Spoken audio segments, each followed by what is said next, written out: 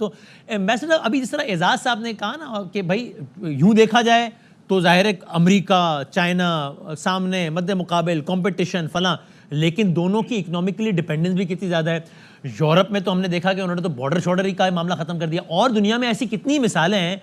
कि जहाँ पर जो है वो इतना माजी इतना तल्ख रहा है, लेकिन आज जो वो इकोनॉमिकली जो है वो एक दूसरे के पे इतना डिपेंडेंट है।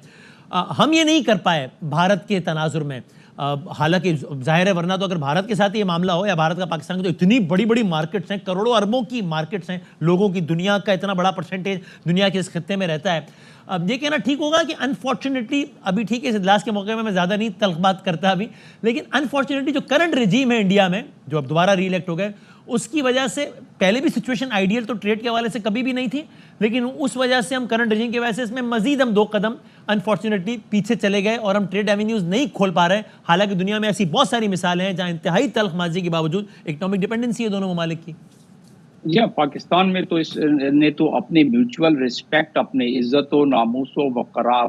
वकार को जहन में रखते हुए पाकिस्तान ने तो इस पे कोशिश की, लेकिन पाकिस्तान बिल्कुल यकतरफा तौर पर तो नहीं कर सकता। ऐसे ही। यकीनन आपने सही फरमाया कि इस वक्त जो रिजीम है इंडिया में, वो रिजीम, उसका मतमा नज़र और उसका मकसद ही कुछ और है, तो लिहाजा जिसकी वजह से ये नहीं हो रहा है, वरना 65% ऑफ द ऑल ट्रेड जितना भी है वो यूएई के थ्रू होके इंडिया का हमारे पास, हमारा इंडिया के पास जा रहा है। अगर ये डायरेक्ट ट्रेड हो, जो कि शंघाई कोऑपरेशन ऑर्गेनाइजेशन के आर्टिकल 3 के मुताबिक कनेक्टिविटी एक दूसरे को प्रोवाइड करना तमाम मेंबर ममालिक के जिम्मे आता है, तो इंडिया वैसे तो स्ट्रगल कर रहा है कि पाकिस्तान कनेक्टिविटी दे दे, लेकिन जो बाकी पॉलिटिकल साइड है इंडिया, उसमें नरमी नहीं दिखला रहा है। लेकिन ये जो धचका लगा है मकबूजा कश्मीर में 370 के हवाले से, जो कि कांग्रेस अब आने के बाद उसने अपने मंशूर में पहले से शामिल कर लिया है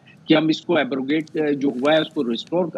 खत्म करेंगे, तो उस लिहाज से मैं समझता हूं कि शायद कोई नरमी आगे आए, और ये एक नेचुरल बहाव भी होता है कुछ चीज़ों का। इंडिया का चाइना के साथ ये दुरुस्त है कि तकरीबन 130-136 बिलियन का है, और ये दुरुस्त है कि चाइना का अमेरिका के साथ कोई 635 बिलियन का ट्रेड है, और उसके अलावा जो इन्वेस्टमेंट बताई है अफ्ताब साहब ने, तो वो तमाम चीज़ें दुरुस्त, लेकिन एक नेचुरल बहाव जो इस वक्त चल रहा है, जिस पे काफ़ी गुफ्तगू हो रही है, जो कि ग्लोबल वेस्ट से ग्लोबल ईस्ट की तरफ, न सिर्फ ये इकोनॉमी के हवाले से, और इसको BRI को मैं इसमें शामिल करता हूँ, हर वो ताकत जो इकोनॉमिकली मजबूत और मरबूत होती जाए, तो उसको चैलेंज सामने से मिलता है, और इसीलिए वेस्ट की तरफ से चैलेंज मिल रहा है। और इसीलिए उसको प्रोटेक्ट करने के लिए अस्करी कुव्वत बढ़ाई जाती है, और यही वजह है कि रशिया और चाइना मिलके इस स्पेस में अपनी रिसर्च, अपनी एक्सपीरियंस और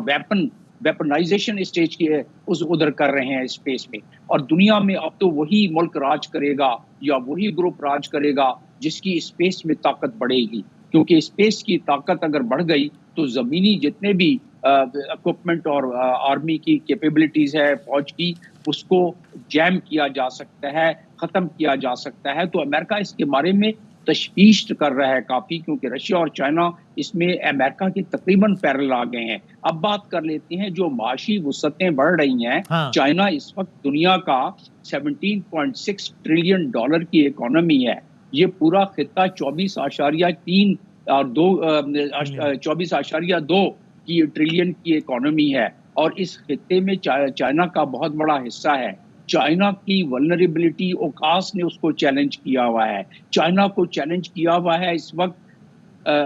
स्प्रिंग ऑफ अलायंस ने चैलेंज किया हुआ है। चाइना को इस वक्त वेस्ट की तरफ से और जो फॉरेन पॉलिसी है अमेरिका की, उसकी तरफ से कंटेनमेंट का चैलेंज है। इसलिए चाइना बड़ी तेजी से अपनी अस्करी कुव्वत को बढ़ाना शुरू कर दिया है चाइना ने। तो लिहाजा मैं समझता हूं कि दोनों बढ़ेंगी। ये जो SCO के प्लेटफॉर्म में जो सिक्योरिटी का एक वाइडर स्पेक्ट्रम में जिक्र है, उसमें या आप आगे जाके इसमें कोई ताज्जुब हमें नहीं होगा कि आगे जाके आर्टिकल 1 अक़वाम मुत्तहिदा के चार्टर के तहत यहाँ भी अस्करी एक मुआहदे विद इन शंघाई कोऑपरेशन होना शुरू हो जाएं, क्योंकि आर्टिकल 51 को कोई भी ग्रुप इस्तेमाल कर सकता है, रीजनल तो आप ये कहते हैं ग्रुप। कि नेटो तर्ज का हो कि जिसमें एक लेकिन अभी शायद हाँ ये बात ठीक है